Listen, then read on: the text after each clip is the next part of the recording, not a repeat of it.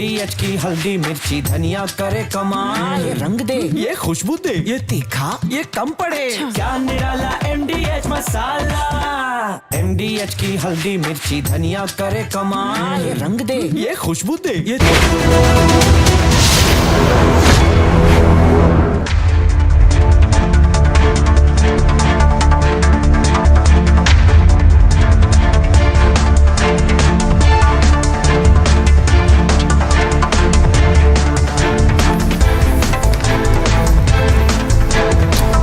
नमस्कार, आप देख रहे हैं ये भारत की बात है और आपके साथ मैं हूं विवेक।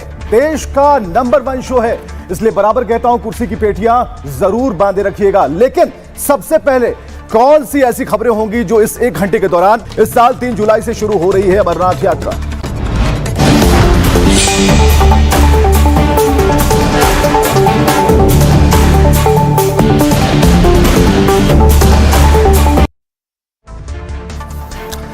चलिए आपको बड़ी खबर की तरफ लिए चलता हूं और जिस खबर पर जिस सोनम की तलाश हो रही थी, पुलिस ढूंढ रही थी, माता पिता रो रहे थे, उसका पता चल गया है। लेकिन सोनम के मिलने के बाद की तस्वीरें हम आपको दिखाने जा रहे हैं और तस्वीरों को आप अब देखना शुरू कर रहे हैं। हनीमून पर मर्डर, सोनम बेवफा है, यह सवाल है। अब गाजीपुर में मेडिकल हो गया है, सोनम को कस्टडी में लिया गया। सबसे पहले पेशी से पहले, मजिस्ट्रेट के सामने पेश करने से पहले उसे मेडिकल के लिए भेजा गया है। तमाम पुलिसकर्मी लगे हुए थे और ये सोनम की पहली जो तस्वीर है ये दिखा रहे हैं हम गाजीपुर से, जहां उसका मेडिकल हुआ। सोनम का गाजीपुर में मेडिकल कराया गया और जो खबर आ रही है कि किसी भी वक्त जो मेघालय पुलिस है उसे अपने साथ लेकर जा सकती है और यहां गाजीपुर में पुलिस उसे हैंड ओवर कर सकती है। यानी कि मेडिकल जांच हो गई है, मजिस्ट्रेट के सामने पेश किया जाना है और सोनम ने कुछ भी अभी नहीं कहा है। और ये तस्वीरें बता रही हैं कि लगातार जो इस पूरे कहानी का जो एंगल है अब उस दायरे तक, यानी कि जांच के दायरे तक पहुंच गया है।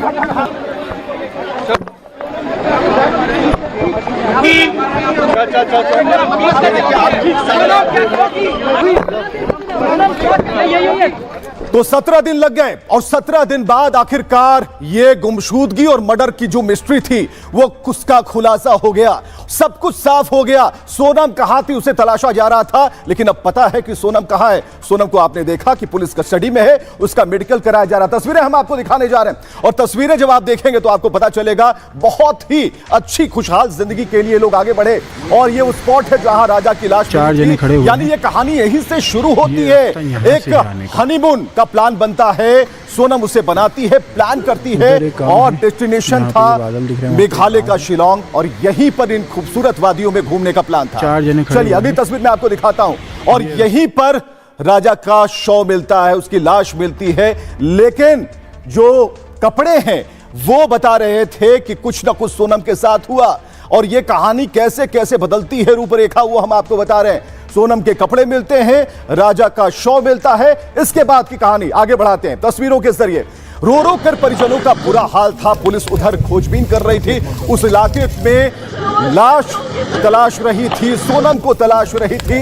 लेकिन जो सोनम के माता पिता हैं उन्हें भी लग रहा था कि उनकी बेटी गायब हो गई और पूरा अमला लग गया था सोनम को ढूंढने में। इधर राजा का परिवार रो रो कर बिल्कुल उनके हालत खराब थे। तो कुल मिलाकर ये तस्वीरें बता रही है कि एनडीआरएफ की टीम को लगाया गया और राज के शव के बाद और अगली तस्वीरें हम आपको दिखा रहे हैं। और सोनम कहां मिलती है? सोनम गाजीपुर में मिलती है और कहां? एक ढाबे में मिलती है। और उसकी जो पहली तस्वीर गाजीपुर में सोनम मिलती है बेसुध, बदहवास, बेहोशी की हालत में और कुछ भी नहीं बोल रही थी। उसने सबसे पहले कहा कि मुझे अपने परिवार से बात करने दो। तो इसके आगे की कहानी भी हम आपको बताते चलते हैं। चलिए इसके बाद क्या होता है, ये शख्स सामने आता है, यानी कि ये केस स्टडी आगे बढ़ती है और पता चलता है कि ये जोड़ी जिसमें राजा की मौत हो चुकी है, सोनम जो है सामने आ चुकी है, लेकिन इसके पीछे जो तीसरा शख्स है उसकी प्लानिंग चल रही थी। यानी कि सोनम और उसके बीच में रिश्ते थे। अगली हम तस्वीर आपको दिखाते हैं। ये वो किरदार हैं आकाश राजपूत, विशाल चौहान, राज कुशवाहा और आरोपी आनंद। ये चारों की गिरफ्तारी हुई और सब कुछ पता चल गया कि आखिर इसके पीछे क्या खिचड़ी पक रही थी। इन लोगों ने मिलकर राजा को मार डाला। हालांकि अभी कई एंगल से इसकी जांच चल रही है। तस्वीरें मैं आपको लगातार दिखा रहा हूं और इंदौर में भारी प्रदर्शन हो रहा है क्योंकि इंदौर के लोग जिस सोनम को बिटिया बता रहे थे, जिस सोनम की खोज कर रहे थे, उन्हें लग रहा था पता नहीं सोनम के साथ क्या क्या होगा, लेकिन जो सच्चाई आए उसके बाद सोनम की तस्वीरों को फाड़कर, पोस्टर्स को फाड़कर उन्हें जला दिया गया।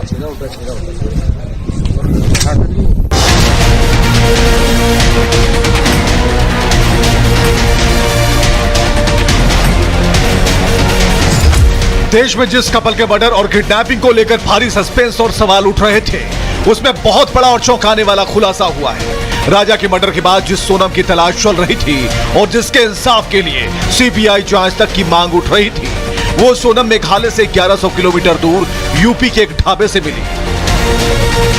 मामले में बिल्कुल पुलिस का हाथ है। हो सकता है वहाँ की पुलिस ने राजा का मर्डर करके फेंक दिया हो। पुलिस जबरदस्ती ये आरोप सोनम के ऊपर थोपना चाहती है। वहाँ सोनम के साथ उसका प्रेमी और 3 सुपारी किलर भी गिरफ्तार हुए हैं और राजा की हत्या में इस्तेमाल हथियार सामने आ गया है। लेकिन सबकी नजरें इस बात पर हैं कि सोनम ने ऐसा क्यों किया।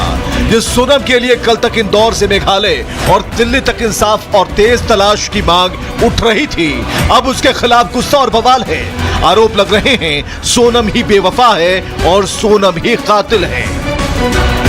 तो सोनम को कड़ी से कड़ी सजा मिलना चाहिए। हाथ पैर पे खुरुच नहीं, कुछ भी नहीं, उसके सिर पे नहीं, उसके चेहरे पे नहीं, कोई खुरुच नहीं उसके उस पे। तो ये एक गुत्थी थी जिसे सुलझा पाना बड़ा ही मुश्किल था कि कहां गए थे, मिले कहां से, और इनकी जो दूरी है अगर उसे नक्शे पर अगर आप देखें तो आपको पता चलेगा कि ये दूरी कैसे सोनम पाट गई। चलिए मैं आपको बताता हूं कि क्या हुआ। ये आप देखिए कि हनीमून के लिए जिस डेस्टिनेशन का चयन किया गया सोनम की तरफ से, अब शादी होती है इंदौर में जो मध्य प्रदेश में है। हनीमून के लिए लोग जाना चाह रहे हैं, यानी कि सोनम ने प्लान कर लिया कि गुवाहाटी जाएंगे।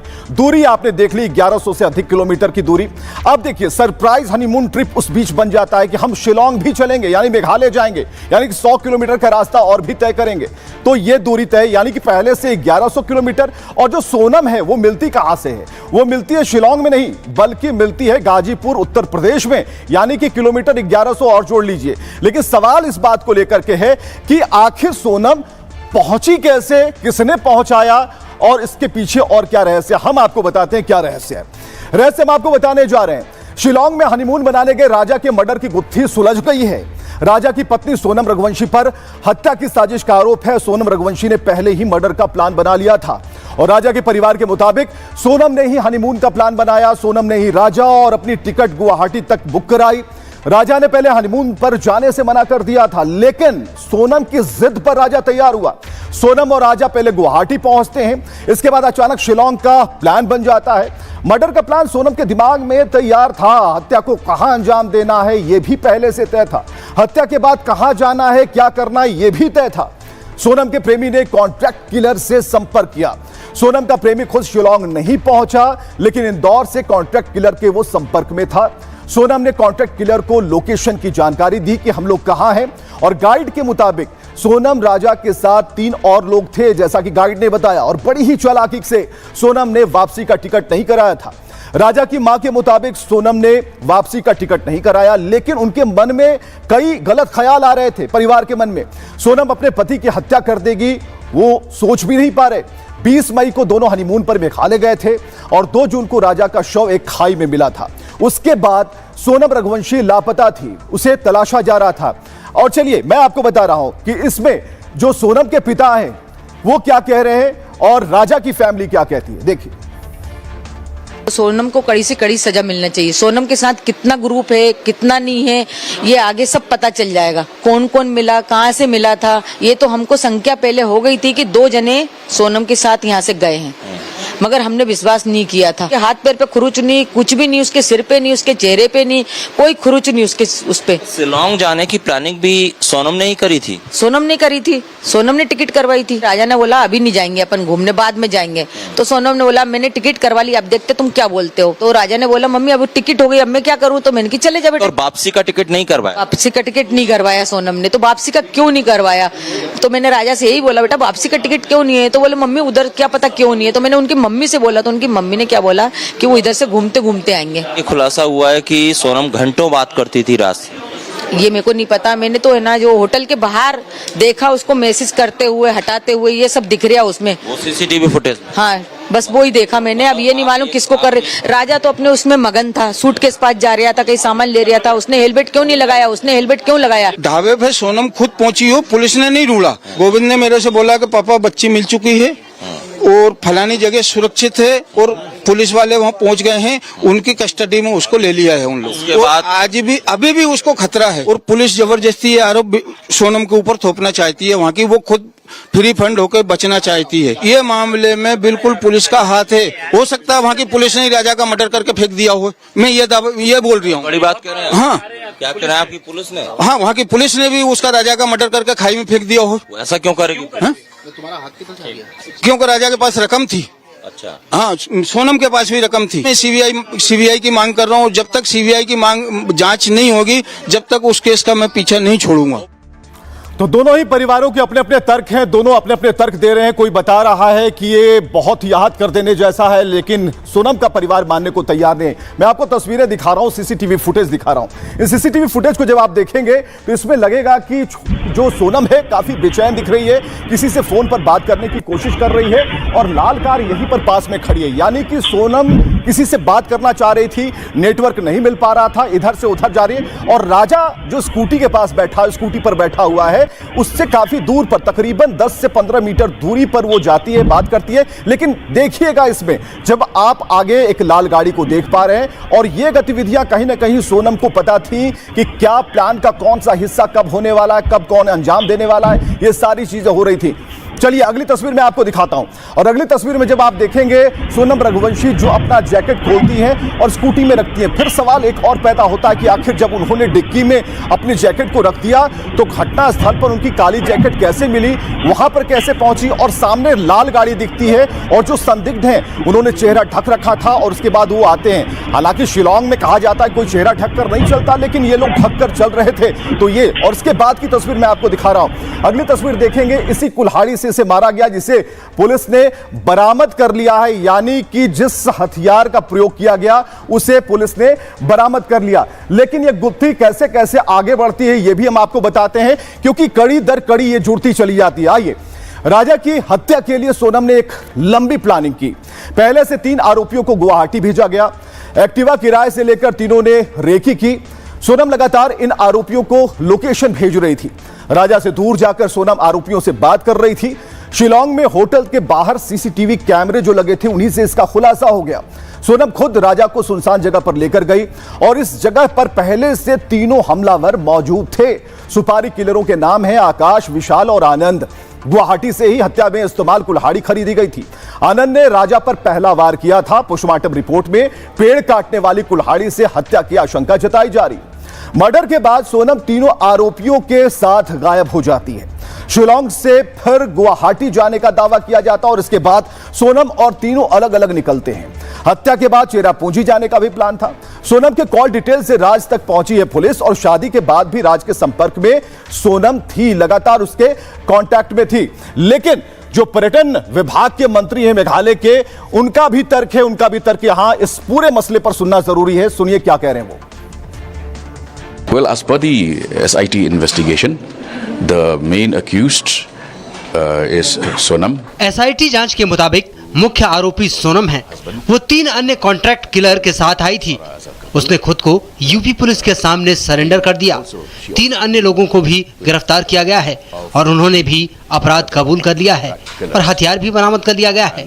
कुल 4 लोगों को गिरफ्तार किया गया है। Before the UP police, and the 3 others have also been arrested and they have confessed to the crime. तो अब हर राज से पर्दा उठ चुका है, राज सामने आ चुका है, सोनम सामने आ चुकी है। लेकिन कैसे, किन परिस्थितियों में अच्छी शादी हुई थी, अगली तस्वीर में आपको दिखाने जा रहा हूं। और जब तस्वीरों को देखिएगा, जब राजा की बारात निकली, रील्स बनाए गए थे, राजा की बहन ने रील्स बनाए थे, उन रील्स को उन्होंने दिखाया कि कैसे उनके भाई की शादी हुई।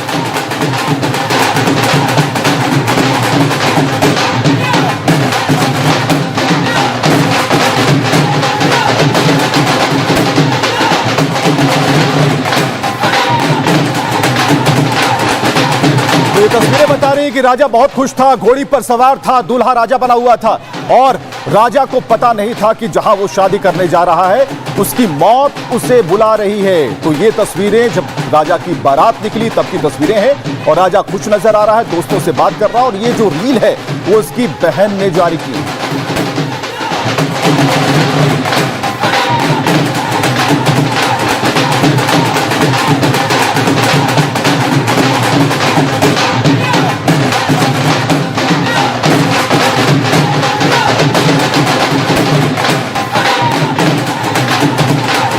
भाई की शादी हो और बहन खुश ना हो। बहन बहुत खुश थी और रील किस तरीके से बनाए जा रहे थे, खुशियों का इजहार किया जा रहा था कि जब शादी होगी, कैसे कैसे शादी हुई, स्टेप बाय स्टेप हम रील के जरिए इसको आगे भी देखेंगे, उसे सहेज कर रखेंगे। फिलहाल भाई बहन का प्यार साफ तौर पर दिखता है इस रील में कि पूरी तैयारी थी और देखिए कितना बढ़िया माहौल था।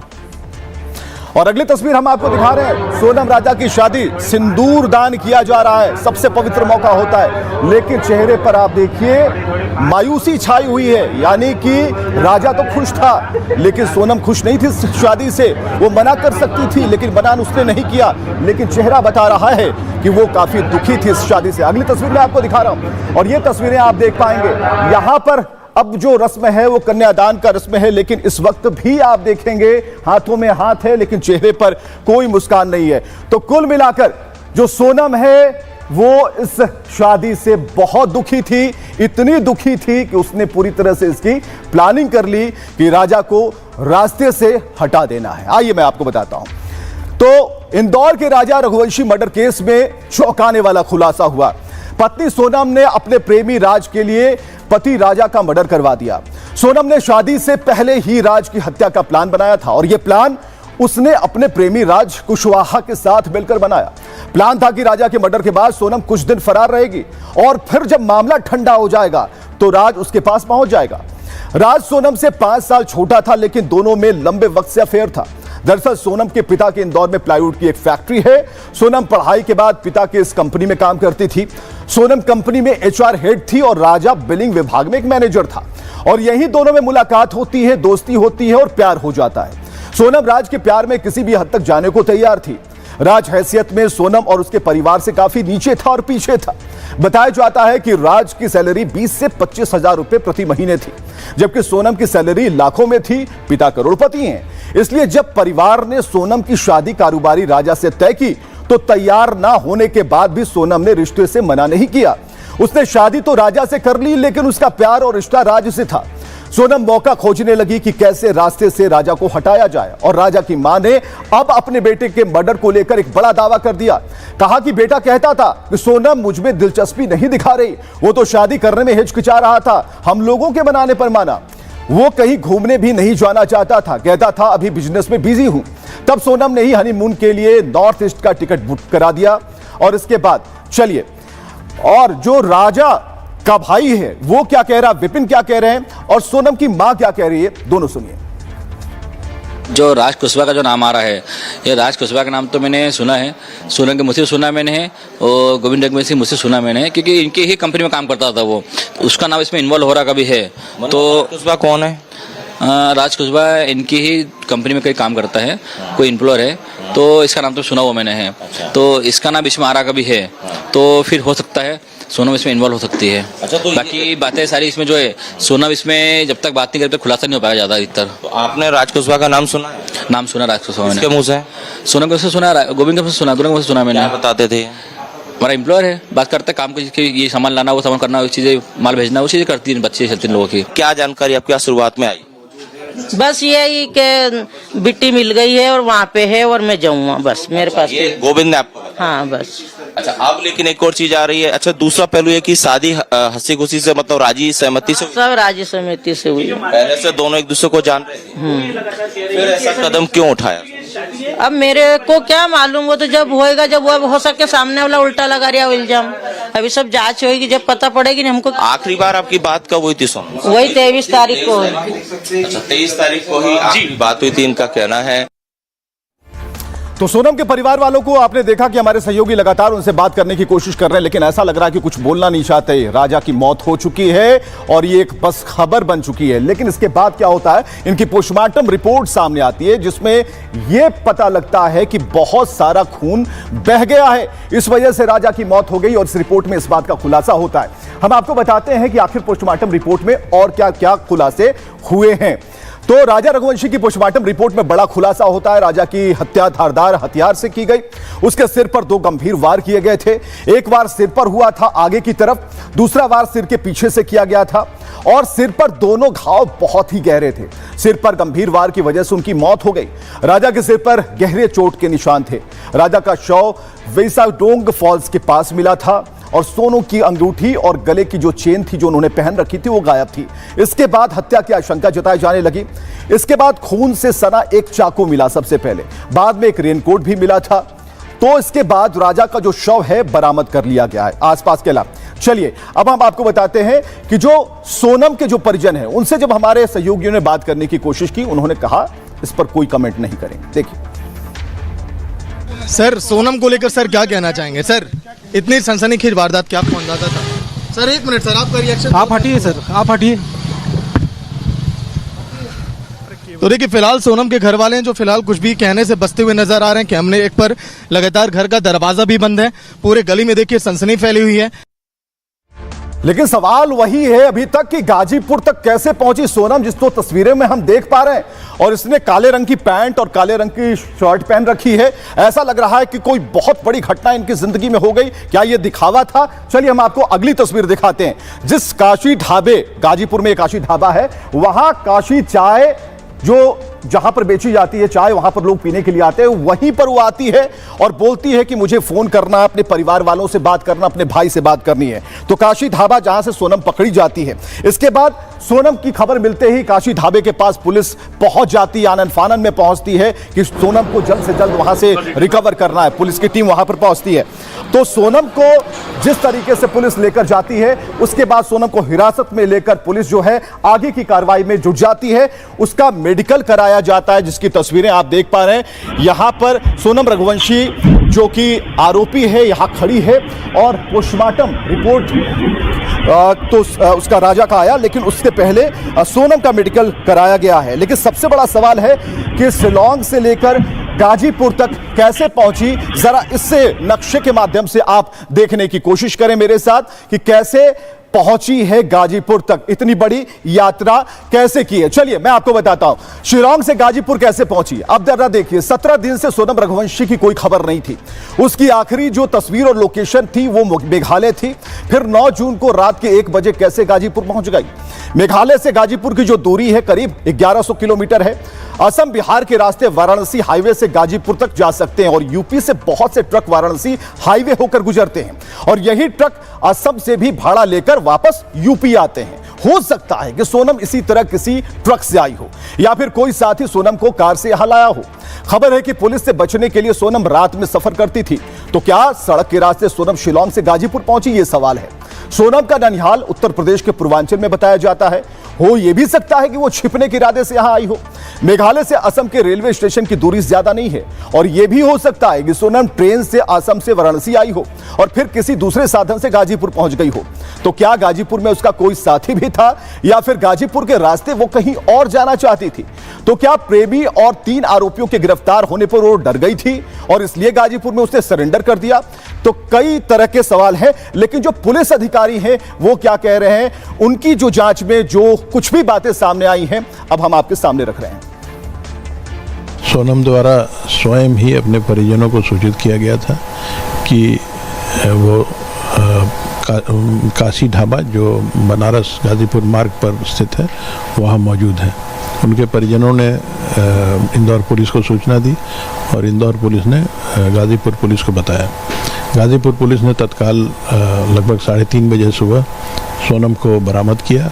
उसके बाद नेसेसरी लीगल फॉर्मेलिटीज़ के तहत उनका मेडिकल एग्जामिनेशन कराया गया है। लीड इन्वेस्टिगेटर शिलांग पुलिस ही है, उन्हीं के द्वारा पूरी विवेचना की जा रही है और उनके पास ही सारी जानकारियां हैं, तो उन्हीं के द्वारा सारी कार्रवाई आगे भी की जाएगी।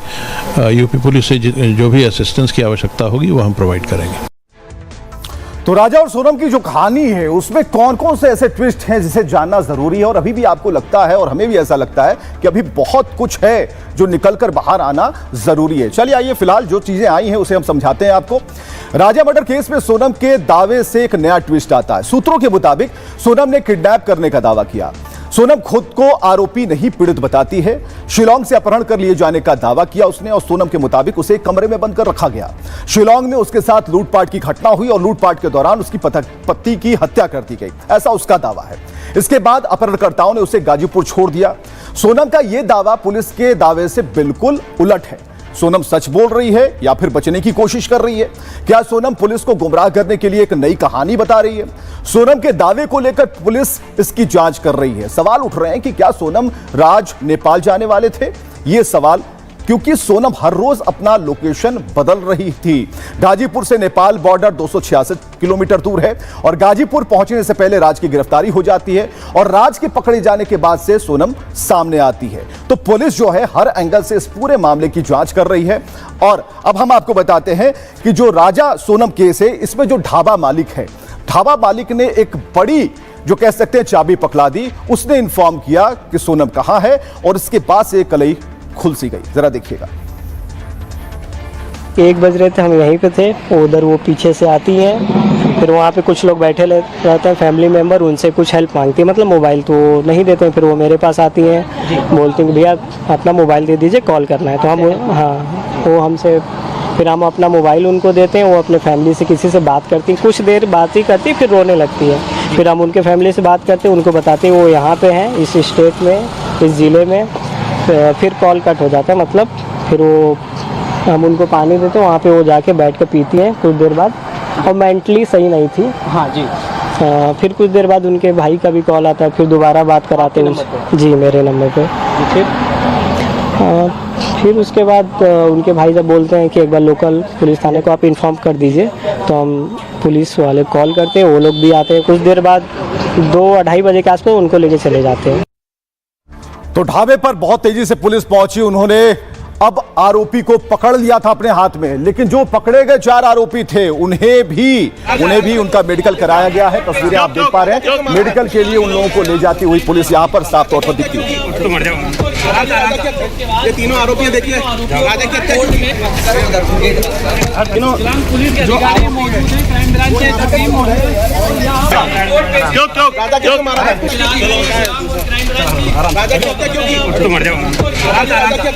तस्वीरें आप देख पा रहे हैं। गिरफ्त में आए आरोपियों का मेडिकल कराया गया है। मेडिकल के लिए ले जाते हुए पुलिसकर्मी यहाँ पर दिख रहे हैं। ये वो लोग हैं जिन्होंने धारदार हथियार से राजा की हत्या की, आगे और पीछे से उसके सिर पर वार किया और राजा को खत्म कर दिया। तो ये चारों जो है कि पकड़े गए, तीनों को आप देख पा रहे हैं स्क्रीन पर। इसके अलावा जो हम तस्वीर दिखा रहे हैं, एक और आरोपी जो कि मध्य प्रदेश के बीना में छिपा हुआ था, उसे भी पुलिस ने पकड़ लिया है। उसकी तस्वीरें आप देख पा रहे हैं। ये वो आरोपी है जिसकी गिरफ्तारी मध्य प्रदेश के बीना से हुई है। तो ये तस्वीरें बता रही हैं कि कैसे कैसे पूरी तरीके से इन्होंने अच्छा जाल तो बुना, लेकिन उसमें ये फंस गए। और ये तस्वीरें बता रही हैं कि आरोपी आनंद कैसे गिरफ्तार किया गया।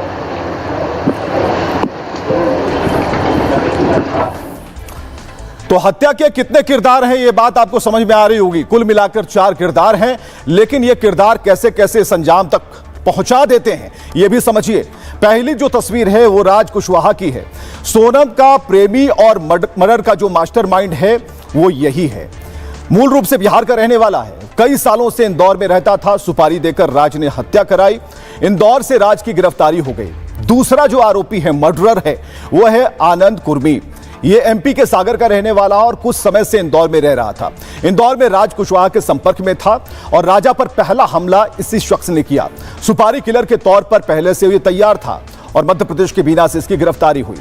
विशाल चौहान तीसरा मर्डरर, सुपारी लेकर हत्या करने में माहिर, इंदौर के नंदबाग इलाके का ये रहने वाला है।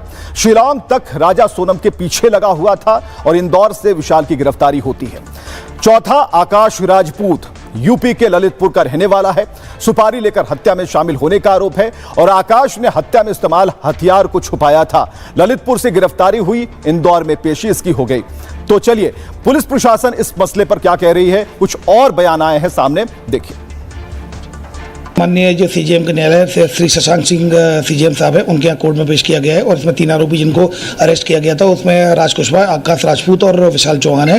और जो राज कुशवाहा है वो लक्ष्मणपुरा का रहने वाला है, बाकी दोनों आरोपी नंदबाग के रहने वाले। इन तीनों को अरेस्ट किया गया है। इनका माननीय न्यायालय के समक्ष पेश किया जाकर शिलांग पुलिस के द्वारा इसमें 7 दिन का ट्रांजिट रिमांड लिया है। 7 दिन का उनको ट्रांजिट रिमांड मिल गया है। अभी चौथा आरोपी और आने वाला है, उसके बाद फिर इनको लेकर जाएंगे। इंदौर वाला जो राजा रघुवंशी वाला बहुचर्चित कांड है उसमें मेघालय पुलिस ने हमसे संपर्क किया था और पुलिस भी आई थी यहाँ पे।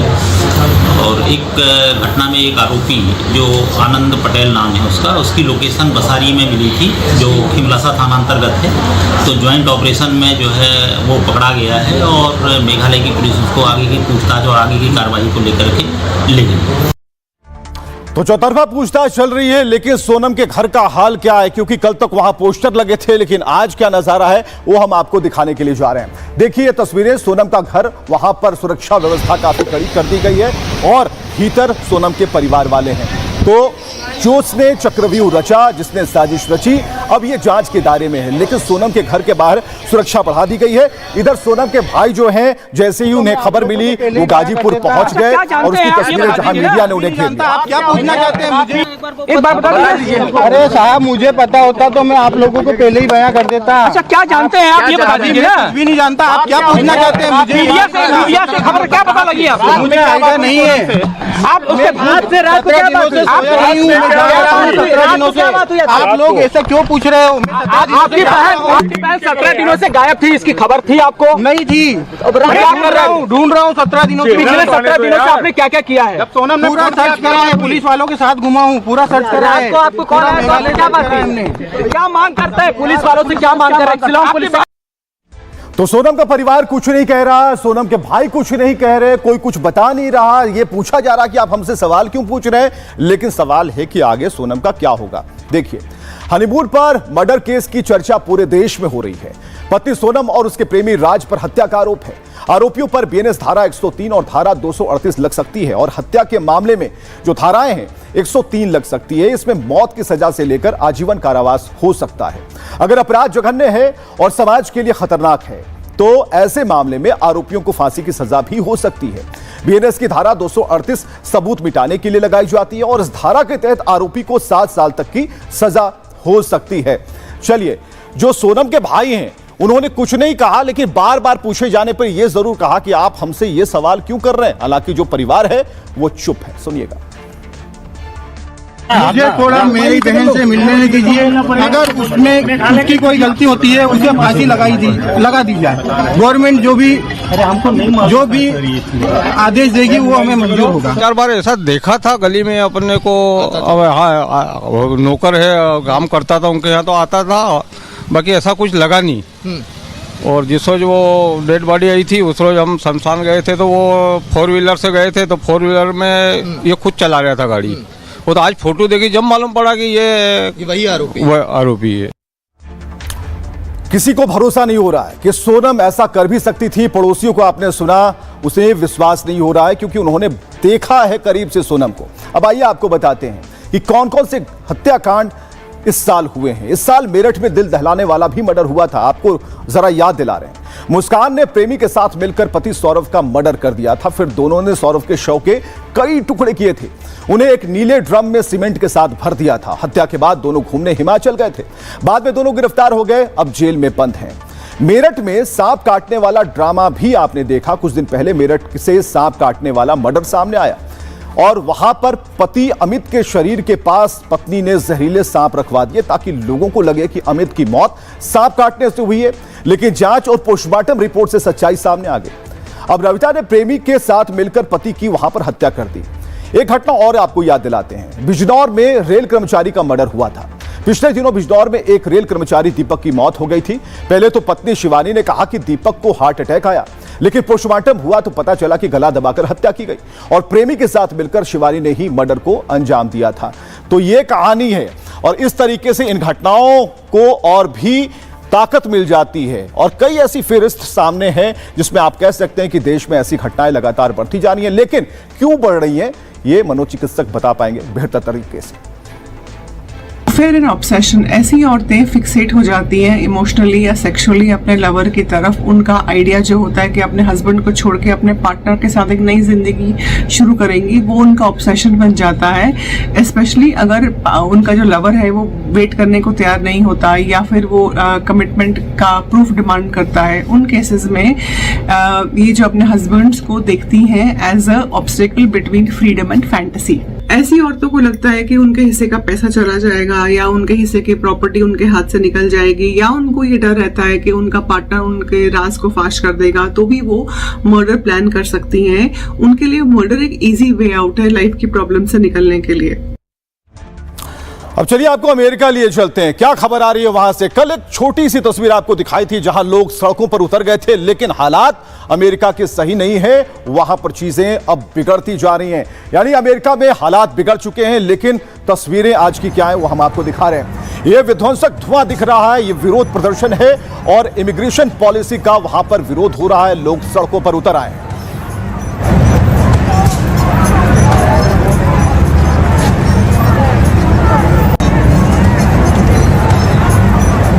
यहां पर उठता धुआं, प्रदर्शनकारियों की पूरी भीड़ यहां दिख रही है और यहां आग लगा दी गई है गाड़ियों को। लगातार ऐसी तस्वीरें आ रही हैं और अगली तस्वीर हम आपको दिखाने जा रहे हैं किस तरीके से गाड़ियों के शीशे तोड़े जा रहे हैं। पुलिस की गाड़ियां हैं और लोग लगातार उस पर वार कर रहे हैं।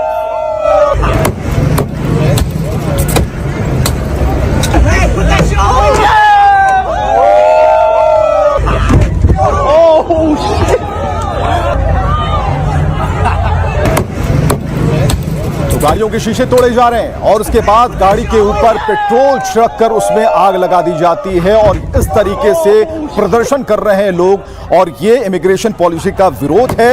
और क्या आगे होता है अगली तस्वीर में आपको दिखा रहा हूं। जो प्रदर्शनकारी है वो पुलिस की गाड़ियों को निशाना बना रहे हैं, पत्थरबाजी की जा रही है और रास्ते से चलती गाड़ियों को भी निशाना बनाया जा रहा है।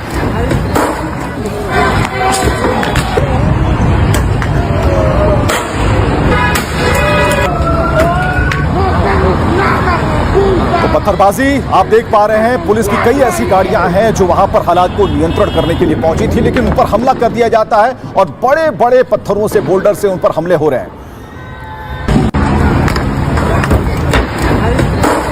और चलिए अगली तस्वीर हम आपको दिखा रहे हैं। यूएस का झंडा जमीन पर है, उस पर लोग थूक रहे हैं, उससे झंडे को जला रहे हैं।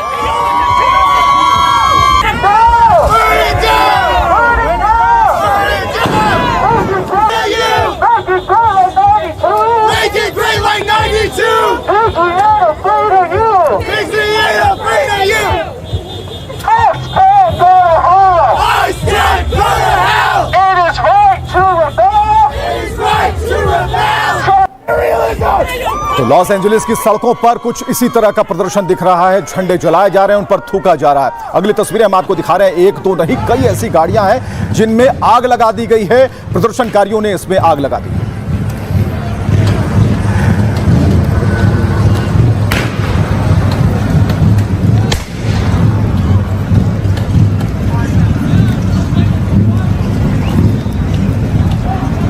तो ये तस्वीरें बता रही हैं, धुएं का गुबार बता रहा है कि प्रदर्शन में शामिल लोग किसी भी हद तक जाने को तैयार हैं। ट्रंप के खिलाफ उनका जो आक्रोश है, उनका जो गुस्सा है, फूट पड़ा है। नए इमिग्रेशन कानून का विरोध कुछ इस तरीके से हो रहा है कि सड़कों पर जो गाड़ियां हैं धू धू कर जल रही हैं।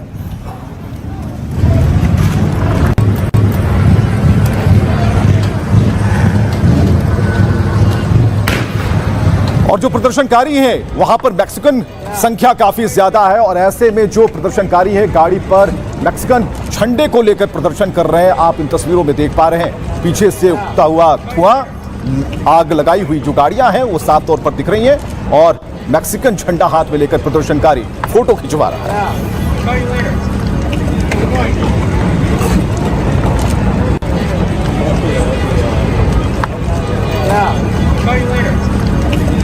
तो बड़ी संख्या में यहां प्रदर्शनकारी सड़कों पर जमा है और अगली तस्वीर हम आपको दिखा रहे हैं। प्रदर्शनकारियों को रोकने के लिए यहां पर बैलेट छोड़े जा रहे हैं और गोलियां चलाई जा रही हैं, लेकिन जो प्रदर्शनकारी है अपनी जगह पर डटे हुए हैं।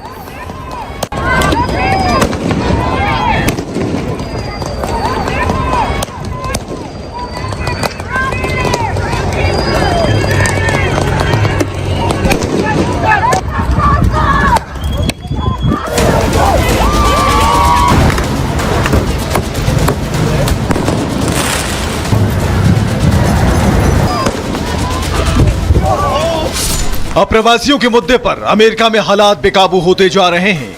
ट्रंप के खिलाफ अमेरिका में हिंसक विरोध प्रदर्शन शुरू हो गया है।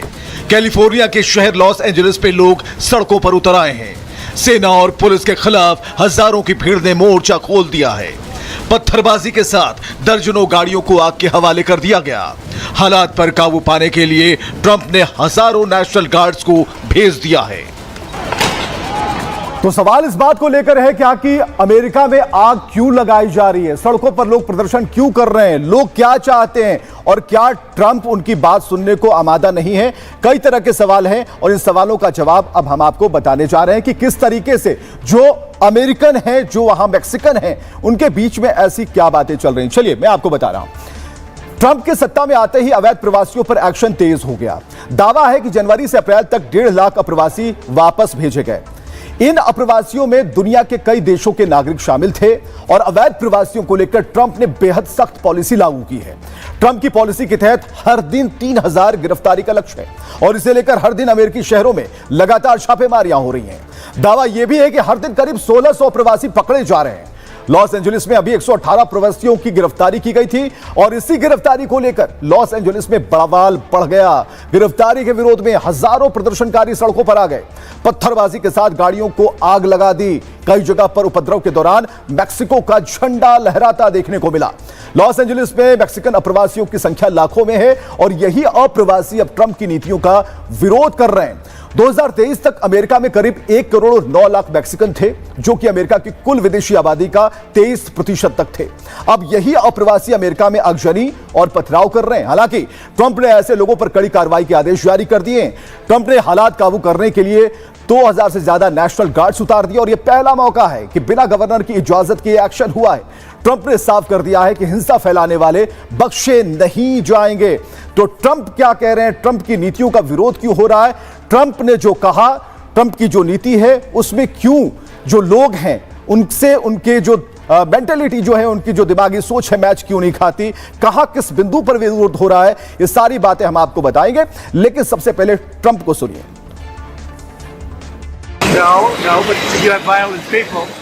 लॉस एंजलिस में हिंसक लोग हैं और वो बच नहीं पाएंगे। हम हर जगह सेना तैनात करेंगे। हम अपने देश के साथ ऐसा नहीं होने देंगे। हम अपने देश को इस तरह से बर्बाद नहीं होने देंगे। अगर हमें अपने देश और नागरिकों के खिलाफ खतरा दिखाई देता है तो हम कानून और व्यवस्था के मामले में बहुत सख्त कदम उठाएंगे। तो ट्रंप ने जो नीति लागू की है उसका विरोध हो रहा है, लेकिन यहां पर उन प्रदर्शनकारियों से निपटने के लिए पूरी तैयारी कर ली गई है। गार्ड्स को तैनात किया गया है, नेशनल गार्ड्स यहां पर मौजूद हैं और जो नेशनल गार्ड्स हैं उनकी संख्या 2000 से ज्यादा है। यानी कि हालात को निपटने के लिए कुछ भी करेंगे, लेकिन हालात को नियंत्रण में करके ही दम लेंगे। चलिए मैं आपको बताता हूं कि नेशनल गार्ड्स क्या है। अमेरिका में एक स्पेशल मिलिट्री फोर्स होती है नेशनल गार्ड, जो कि संघीय राज्य सरकार दोनों के लिए काम करते हैं। यह अमेरिका की सैन्य प्रणाली का एक विशेष हिस्सा है और जो सेना नेशनल गार्ड और वायु नेशनल गार्ड में बटा हुआ है। नेशनल गार्ड के सैनिक मुख्य रूप से पार्ट टाइम सैन्य सेवा देते हैं, जो सामान्य जीवन के साथ सैन्य जिम्मेदारियों को निभाते हैं। दंगे हो, तूफान हो, बाढ़ हो, आपातकाल हो, विशेष काम उसमें करते हैं। राज्य में ड्यूटी के दौरान ये सीधे गवर्नर का आदेश मानते हैं। राष्ट्रपति के आदेश पर राष्ट्रीय सुरक्षा मिशन पर काम करते हैं और इनमें आतंकवाद विरोधी मिशन और विदेशी सैन्य मिशन शामिल है। विदेशी सैन्य मिशन जैसे इराक, अफगानिस्तान में सैन्य ऑपरेशन हुआ, इसमें करीब 4,50,000 सैनिक हैं और अधिकांश जो हैं वो पार्ट टाइमर हैं। यानी कि ये अमेरिकी सेना और वायुसेना के रिजर्व फोर्स का एक हिस्सा है। फिलहाल लॉस एंजलिस में नेशनल गार्ड्स की तैनाती की गई है और ये हालात को संभालने में लगे हुए हैं। आइए आपको चलते हैं दूसरी खबर की तरफ लिए चलते हैं और उस खबर में आपको संभल का नजारा देखने को मिलेगा। संभल के बारे में कई चीजें सुनी, लेकिन ये जो पीला पंजा वहां चल रहा है एक मिसाल पेश करता है, क्योंकि अतिक्रमण कर बनाए गए मस्जिद के उस हिस्से को खुद मुस्लिम समुदाय के लोग जो हैं वो ढाह रहे हैं।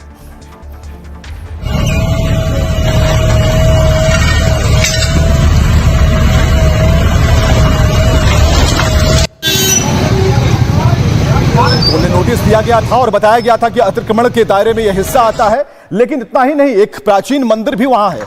वहां पर भी जो मंदिर के पुजारी हैं उन्होंने फैसला लिया कि अतिक्रमण के दायरे में जो छज्जा है मंदिर का उसे हम खुद ढाहेंगे और जो वहां पर जो निर्माण अवैध है उसे हम खुद ध्वस्त करेंगे। चलिए, तो जो लोग हैं खुद स्वतः इस पर संज्ञान ले रहे हैं, स्वतः मान रहे हैं कि हमसे गलती हुई और इसे सुधारा जा सकता है। चलिए, उत्तर प्रदेश का जो संभल जिला है सुर्खियों में है, लेकिन इस बार कुछ अच्छी वजहों से चर्चा में है। संभल में आज एक दरगाह पर बुलडोजर चल गया, लेकिन ये बुलडोजर खुद मुस्लिम समुदाय ने चलवाया। अधिकारियों ने कहा है हमसे क्या अभी से तोड़वाइए, ठीक रोड में आ रही है, रोड चौड़ा होगा, मंदिर भी टूटेगा, मस्जिद भी टूटेगी, दोनों तरफ से टूटेगा। भाई अधिकारियों का समय तो भाई घर तोड़वाना ही पड़ेगा। बराबर एक हफ्ते से अधिकारी कह रहे हैं कि तोड़वाओ, इसे तोड़वाओ, हमें कोई एतराज नहीं, खुद से अच्छा तोड़ रहे हैं। तो दरअसल संभल के हयात नगर के बहजोई रोड पर यह दरगाह थी और बहजोई रोड पर मस्जिद से सटी यह दरगाह अवैध रूप से बनाई गई थी, जो यहां से गुजरने वाली सड़क के चौड़ीकरण में मुश्किल पैदा कर रही थी। संभल जिला प्रशासन ने मस्जिद कमेटी को इसे हटाने का नोटिस दिया। प्रशासन के नोटिस के बाद मुस्लिम समुदाय ने खुद मजदूर लगवाकर इसे तोड़वा दिया। मुस्लिम समुदाय के लोगों ने प्रशासन को खुद भरोसा दिया था कि बकरीद के बाद इसे हटा लेंगे। दरअसल हयात नगर के बहजोई रोड पर एक मंदिर भी था जिस पर हथौड़ा चला। मंदिर का छज्जा सरकारी जमीन में पड़ता था और इसकी वजह से सड़क चौड़ीकरण में दिक्कत आ रही थी। प्रशासन ने हिंदू समुदाय को भी नोटिस दिया था और इसके बाद हिंदू समुदाय के लोगों ने भी मंदिर के छज्जे को हटा दिया। मंदिर का भी कुछ हिस्सा आ रहा है। हाँ, मंदिर का आ रहा है अनसिक्योर, तो नोटिस आया था, तो आप लोग उसको तोड़ रहे हैं? हाँ, तोड़ लें, खुद ही तोड़ रहे हैं? खुद तोड़ लें। अच्छा, मंदिर के आगे का हिस्सा है? हाँ, मंदिर का आगे का हिस्सा। हाँ, कितना हिस्सा होगा लगभग? होगा मतलब ये ऐसा मान लो आगे जो छज्जा निकला हुआ वो है, आगे से जो पड़ी हुई पेड़ियाँ बैठने की वो है बस। और चलिए अगली खबर की तरफ आपको लिए चलते हैं और खबर है बिहार से, बिहार के राजनीतिक गलियारे से। लेकिन एनडीए में आज की खबर है कि घमासान मचा हुआ है। एनडीए में, बिहार एनडीए में घमासान क्यों मचा है? चेहरों को देखकर मुस्कुराते हुए चेहरे जरूर लग रहे होंगे, लेकिन तस्वीरें मैं आपको दिखा रहा हूं। चिराग ने रैली कर दी और रैली से सनसनी मच गई। जो पॉलिटिकल गलियां हैं उसमें उबाल आ गया। 243 सीटों पर लड़ने के ऐलान के बाद हलचल मचा दी।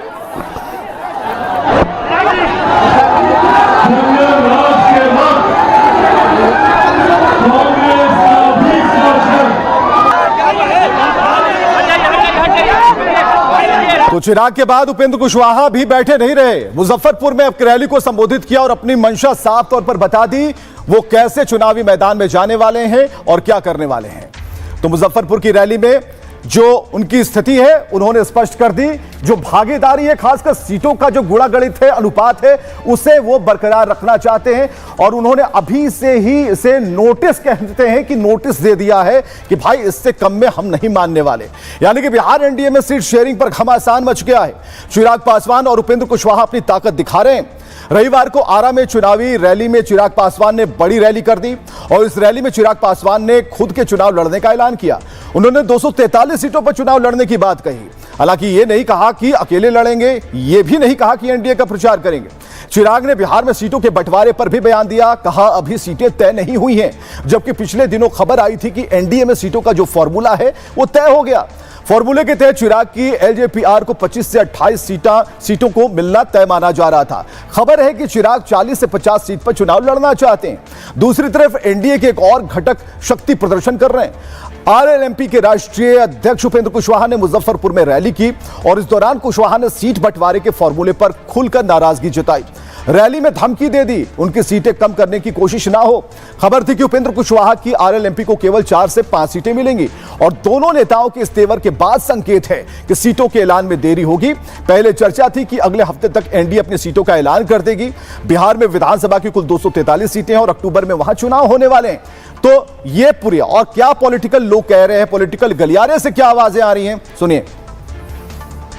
एनडीए गठबंधन को मजबूती देने के लिए बिहार की 243 सीटों पे एनडीए के प्रत्याशी को जीत दिलाने के लिए चिराग पासवान हर सीट पर चिराग पासवान बनकर चुनाव लड़ने का काम करेगा। ऐसे में एनडीए की बड़ी जीत की ओर हम लोग अग्रसर हो, ये मेरा लक्ष्य है। कोई खींचातानी जैसी बात नहीं है। अब आप लोग तिल का तार बना देते हैं तो उसमें फिर एनडीए की पार्टी क्या करेगी, लेकिन कोई खींचातान जैसा नहीं। चिराग पासवान जी एनडीए के साथ इंटैक्ट हैं, कहीं कोई समस्या नहीं है। और उस दिन जिस दिन प्रधानमंत्री जी आएंगे, उनके विक्रमगंज में भी उनके भाषण को आपने सुना। अपने अपने दल के कार्यकर्ता का सम्मान और मनोबल के लिए नेता अपने दल में भाषण देते हैं। और चलिए बहुत अच्छी खबर की तरफ आपको लिए चलते हैं, क्योंकि अंतरिक्ष में भारत के कदम दूसरी बार पड़ने वाले हैं। लेकिन जो शुभांशु शुक्ला है, उनका नाम सभी लोग ले रहे हैं। क्यों, ये हम आपको बताते हैं। अंतरिक्ष में भारत की ऊंची उड़ान काउंटडाउन शुरू हो गया है। अब कभी भी कुछ घंटों की बात है, कुछ घंटे शेष रह गए। उससे पहले मैं आपको तस्वीरें दिखाने जा रहा हूं। ये फुल प्रूफ तैयारी, और ये तस्वीरें बता रही हैं कि फुल ड्रेस रिहर्सल हो चुकी है। The first Indian astronaut, Wing Commander Rakesh Sharma. Namaste. I am Group Captain Shubhanshu Shukla. Captain Shukla, are you ready for the ride? Will you do some yoga in space like your idol Rakesh Sharma did in 1984? The first Indian astronaut, Wing Commander Rakesh Sharma. Namaste. I am Group Captain Shubhanshu Shukla. तो राकेश शर्मा के बाद दूसरे ऐसे भारतीय बनने वाले हैं शुभांशु शुक्ला। लेकिन तैयारी कैसे, अंतरिक्ष में जाना है, आईएसएस पर जाना है, और वो पहले भारतीय होंगे जो आईएसएस पर पहुंच पाएंगे। चलिए, जो हम तस्वीरें आपको दिखा रहे हैं, भारत का गर्व से सीना चौड़ा है। प्रधानमंत्री लगातार इस पूरे दल की मॉनिटरिंग कर रहे हैं, इस पूरे मिशन की मॉनिटरिंग कर रहे हैं। उनकी नजरें भी इस मिशन पर है। तो कुल मिलाकर हम आपको बताएं तो प्रधानमंत्री गदगद हैं। हम सभी का मन गर्व से ऊंचा है। शुभांशु शुक्ला का जो काउंटडाउन है वो शुरू हो चुका है, लेकिन देखना है कि कितनी जल्दी उस जगह पर, उस ऑर्बिट में जाकर शुभांशु एक बढ़िया संदेश देते हैं। आइए मैं बताता हूं आपको। जो अंतर्राष्ट्रीय अंतरिक्ष स्टेशन पर हिंदुस्तान पहुंचने वाला है, इससे बड़ी खबर नहीं हो सकती। मिशन के लिए अंतरिक्ष यात्रियों की टीम तैयार है। यह टीम बुधवार शाम अंतर्राष्ट्रीय अंतरिक्ष स्टेशन रवाना हो जाएगी। अंतर्राष्ट्रीय अंतरिक्ष स्टेशन को आईएसएस के नाम से जाना जाता है। मिशन की कामयाबी के लिए सारी तैयारियां हो चुकी हैं, और मिशन से पहले एस्ट्रोनॉट्स की टीम ने फुल ड्रेस फाइनल रिहर्सल की, जिसकी तस्वीरें आपने देखी। असेंबली बिल्डिंग से लेकर रॉकेट तक पहुंचने में, उसमें बैठने की जो तमाम अभ्यास हैं, उसे कर लिया गया। अंतरिक्ष यात्रियों का मिशन स्पेस 11 जून की शाम 5:30 बजे शुरू होना है। ग्रुप कैप्टन शुभांशु शुक्ला अंतरिक्ष में जाने वाले दूसरे भारतीय बन जाएंगे, लेकिन अंतर्राष्ट्रीय अंतरिक्ष स्टेशन में जाने वाले वे पहले भारतीय होंगे। शुभांशु शुक्ला और उनकी टीम का यह मिशन 14 दिन का होगा, और रिहर्सल के बाद शुभांशु ने कहा, यह एक बेहतरीन यात्रा रही है, और यह बताता है कि आप किस मिशन का हिस्सा बनने जा रहे हैं, जो आपके खुद से बहुत बड़ी है। उन्होंने कहा कि मैं बस इतना कह सकता हूं कि मैं बहुत सौभाग्यशाली हूं कि मुझे मिशन का हिस्सा बनने का अवसर मिला है। मिशन में पायलट होंगे शुभांशु शुक्ला। शुभांशु यूपी के अलीगढ़ से रहने वाले हैं। शुभांशु शुक्ला का परिवार लखनऊ में रहता है। जो शुरुआती पढ़ाई लिखाई है वो लखनऊ के सिटी मॉन्टेसरी से हुई है। फिलहाल शुभांशु वायुसेना में पायलट की भूमिका में है। शुभांशु इंडियन एयरफोर्स के फाइटर और टेस्ट फाइटर पायलट हैं। ग्रुप कैप्टन शुभांशु के पास 2000 घंटे विमान उड़ाने का एक लंबा अनुभव है। उन्होंने सुखोई 30 MKI, MiG-21 और MiG-29 विमान उड़ाए हैं। जगुआर, हॉक, डोनियर, AN-32 विमान उड़ाने का अनुभव भी उनके पास है। यानी कि बहुत तरीके से उन्होंने ये लक्ष्य हासिल किया है, लेकिन उनके परिवार वालों में बेहद खुशी है। क्या कह रहे हैं, सुनिए। अप्रैल में आए थे, अप्रैल में मुलाकात हुई थी, तब से मुलाकात नहीं हुई। 1 साल से ऊपर हो गया, तब से नहीं। वहीं हैं, अमेरिका में ही है, वहीं ट्रेनिंग कर रहे हैं। वहीं से हम ये लॉन्च हो, कल लॉन्चिंग है, कल लॉन्च होगा। फिर बेटे के बारे में एक तो पहली बात ये है कि हम लोगों को बड़ी खुशी है कि उसका मिशन पूरा हो रहा है, और अपने को और चलिए, सबसे अहम जानकारी, पत्रकारिता का पाठ आर भारत के साथ। Republic school of journalism. अगर आप पत्रकारिता की पढ़ाई प्रैक्टिकल के साथ करना चाहते हैं तो रिपब्लिक मीडिया नेटवर्क के हेडक्वार्टर आइए। पत्रकारिता की ऐसी पाठशाला जहां आपको किताबें कम मिलेंगी, प्रैक्टिकल अधिक से अधिक सीखने को मिलेगा, वो भी लाइव एंड ब्रेकिंग अंदाज में। 30 जून से कोर्स की शुरुआत हो रही है। बिना देर किए हुए आप अप्लाई कर सकते हैं। तो बस आज भारत की बात में बस इतना ही, लेकिन आप जहां भी रहिए खुश रहिए, बढ़िया तरीके से रहिए, खुश मिजाज रहिए। जय हिंद।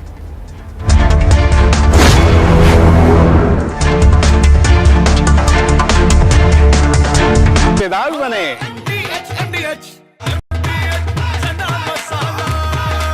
अब छोलिया हो या लोबिया, सफेद चने या काले चने, सब कुछ मजेदार बने।